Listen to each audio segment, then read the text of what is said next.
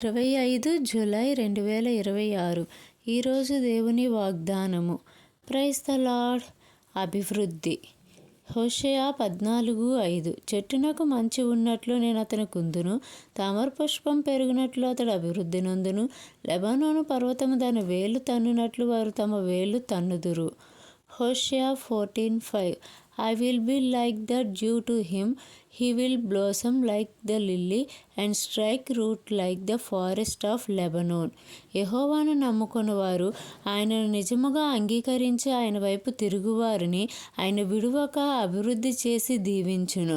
వారు ఎల్లప్పుడూ కూడా దీవెనకరంగా ఉండెదరు. ఎండకు ఎండిన చెట్టు మంచు వలన కలుగు నీటి వలన ఎలాగ సేదతీరుతుందో అలాగే తన ప్రజలకు ఆయన ఎండిన జీవితం గలవారికి నెమ్మదినిచ్చును, ప్రశాంతతనిచ్చును. వారిని ఎల్లప్పుడూ కూడా పచ్చదనంగా జీవించేలాగా సహాయం చేయును. అట్టి రీతిగానే తామర పువ్వు ఎన్ని కష్టాల్లో ఉన్నా సరే ఎంత అందంగా వికసిస్తుందో అట్టి రీతిగానే కష్టాల్లో, నష్టాల్లో, వేదనతో, కన్నీటితో, దుఃఖముతో ఉన్న ప్రతి ఒక్క జీవితాన్ని ఆయన అందంగా మలిచి అందమైన జీవితాన్ని దయచేసి అభివృద్ధిని దయచేయును. అలానే లెబానోను చెట్టు ఎలా అయితే వేరు లోతుగా వెళ్ళి స్థిరముగా జీవిస్తూ ఎన్ని తుఫాన్లు వచ్చినా ఎన్ని గాలులు వచ్చినా సరే అటు ఇటు చెదిరిపోకుండా ఒక దగ్గరే నెమ్మది కలిగి ఎలాగైతే స్థిరమైన జీవితం కలిగి ఉంటుందో అట్టి రీతిగానే జీవితంలో ఎన్ని తుఫాన్లు వచ్చినా, ఎంత వేదన వచ్చినా, ఎంత శోధన వచ్చినా ఎట్టి రీతిగానూ అటు ఇటు కదిలింపబడక ఒక్కటే విధంగా స్థిరమైన జీవితం కలిగి జీవించేలాగా ఆయన మనల్ని దీవించును.